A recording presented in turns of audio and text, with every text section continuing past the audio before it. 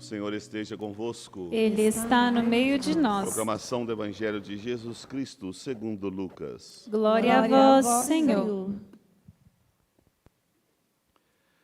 Naquele tempo, Jesus levou consigo Pedro, João e Tiago e subiu a montanha para rezar. Enquanto rezava, seu rosto mudou de aparência e sua roupa ficou muito branca e brilhante. Eis que 2 homens estavam conversando com Jesus. Eram Moisés e Elias. Eles apareceram revestidos de glória e conversavam sobre a morte que Jesus iria sofrer em Jerusalém. Pedro e os companheiros estavam com muito sono. Ao despertarem, viram a glória de Jesus e os 2 homens que estavam com ele. E quando estes homens se iam afastando, Pedro disse a Jesus: Mestre, é bom estarmos aqui. Vamos fazer 3 tendas, uma para ti, outra para Moisés e outra para Elias. Pedro não sabia o que estava dizendo. Ele estava ainda falando quando apareceu uma nuvem e os cobriu com sua sombra. Os discípulos ficaram com medo. Ao entrarem dentro da nuvem, porém, saiu uma voz que dizia: Este é o meu filho, o escolhido. Escutai o que ele diz. Enquanto a voz ressoava, Jesus encontrou-se sozinho. Os discípulos ficaram calados e naqueles dias não contaram a ninguém nada do que tinham visto. Palavra da salvação. Glória a vós, Senhor.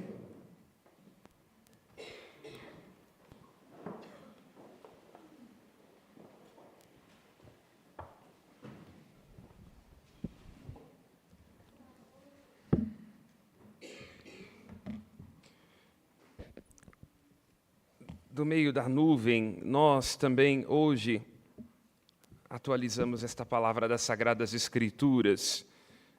Por isso é bom vir aqui a este espaço de clemência e de bondade, para que o nosso coração recupere a arte da escuta. Certamente uma das coisas mais raras neste tempo, onde não temos tempo dos áudios acelerados, onde há muito falatório e pouca escuta. Nasce da escuta do Deus que chama a sair a vocação de Abraão. O primeiro dos textos desta liturgia de hoje é o livro do Gênesis, no seu capítulo 15. A história deste homem que muda de nome, que muda de terra, deixando sua parentela para descobrir-se como filho de Deus, amado, elegido, cuidado. E nesta fé de Abraão, todos nós, porque seguindo Abraão, se cumpre em nossa vida o que diz o apóstolo Paulo: não desanimo, porque sei em quem tenho crido, em quem pus a minha esperança. Poderíamos dizer que se não desidratou a esperança de Abraão, também não vai desidratar a nossa. Vamos deixar o pessimismo para dias melhores. Chama a atenção, neste trecho, o livro do Gênesis, no capítulo 15, versículo 5, o primeiro, esta primeira leitura. Naqueles dias o Senhor conduziu Abrão para fora e lhe disse. Chama Abrão para fora, o conduz para fora, para este lugar onde, afastado dos desejos imediatos, Abraão pode sonhar os sonhos de Deus. E esta atitude de ir para fora é, pois, aquela própria do tempo da Quaresma, porque a Quaresma nos desperta desta ilusão de estarmos ensimesmados na nossa vida pequena, nos nossos desejos, nos tornamos escravos do nosso estômago, diz o apóstolo Paulo na segunda leitura.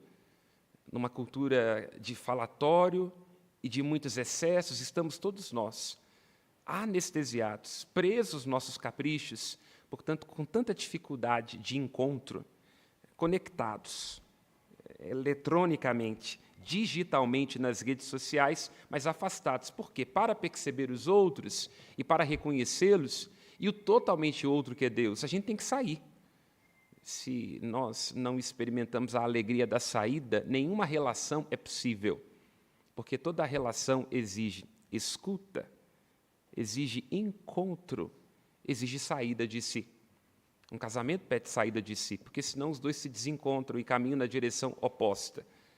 Aquilo que nós fazemos cotidianamente em nossa rotina pede uma saída de si, porque se a gente estiver apenas em si mesmado com os próprios ganhos, o outro que está sentado na mesa, no ambiente de trabalho, e que padece das mesmas dificuldades que nós, o outro será visto como um adversário, como um inimigo a ser eliminado, e não como um parceiro que suporta conosco o peso da travessia, sofrendo das mesmas agruras de ter o mesmo chefe, ou a chefe, não é?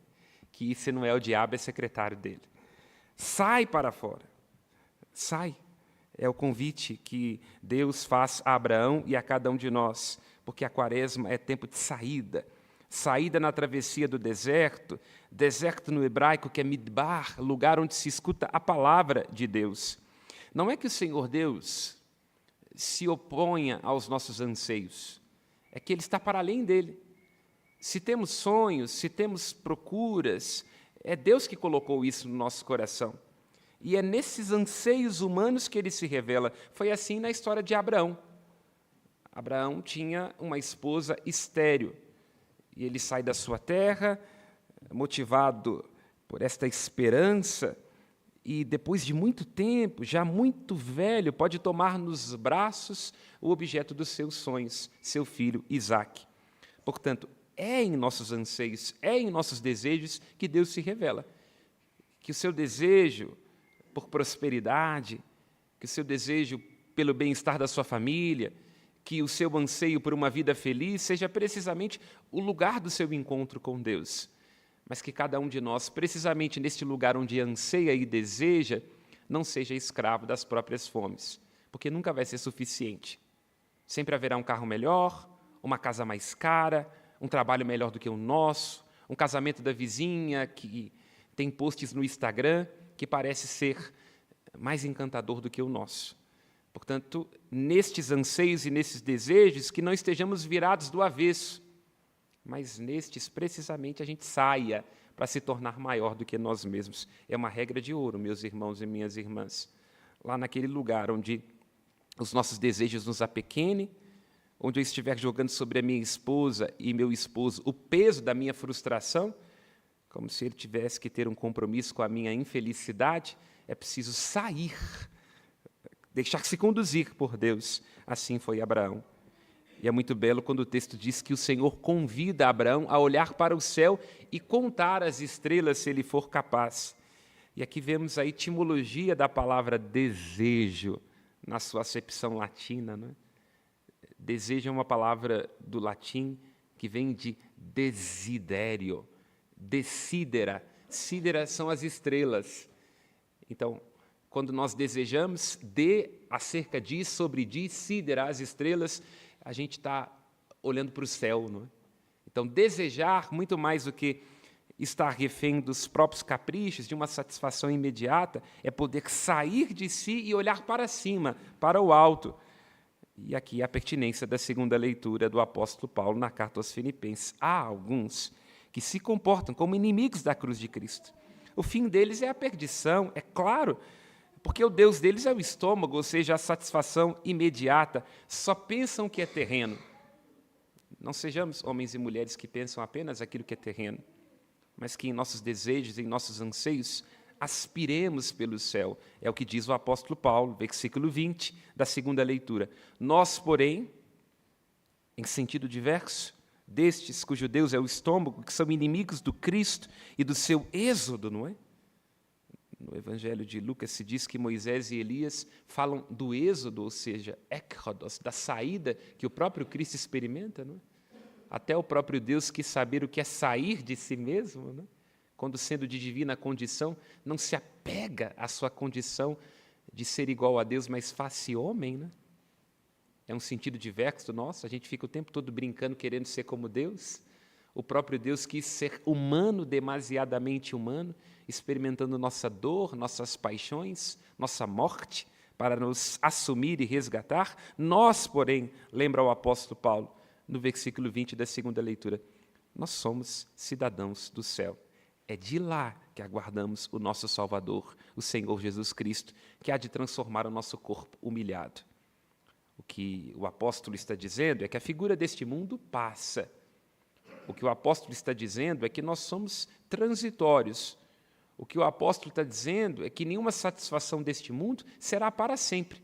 Portanto, em meio a estas coisas que passam, aspiremos, desejemos as coisas que não passam. Nossa vida está escondida em Cristo, vai dizer também o apóstolo Paulo na carta aos Colossenses.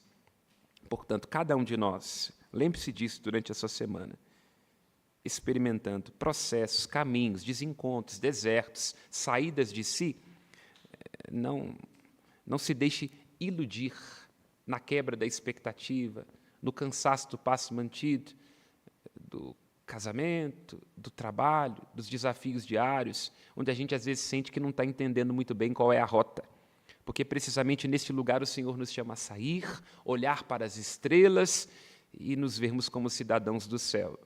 Porque somos migrantes neste mundo, não vamos ficar aqui muito tempo, não dura muito a existência aqui, o tempo foge, escapa de nós. A nossa pátria definitiva, a nossa cidadania é o céu.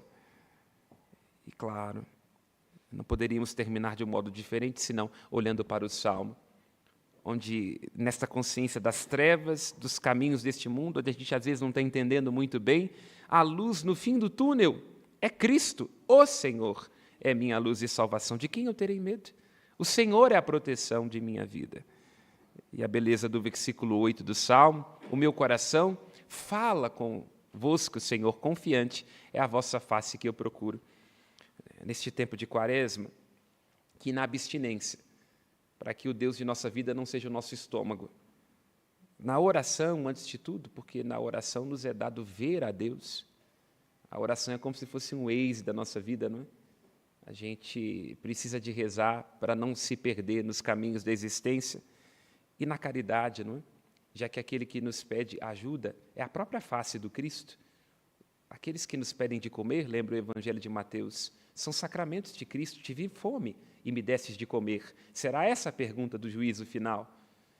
Que neste lugar da oração, da abstinência e da caridade, nos seja dado buscar a face de Cristo, contemplar, porque o Senhor é nossa luz, e a Virgem Mãe e Senhora da Piedade, em cujo olhar está a luz divina que adoramos, seja, como cantamos desde há muito, amar Estela, a estrela do mar que aos navegantes avigora.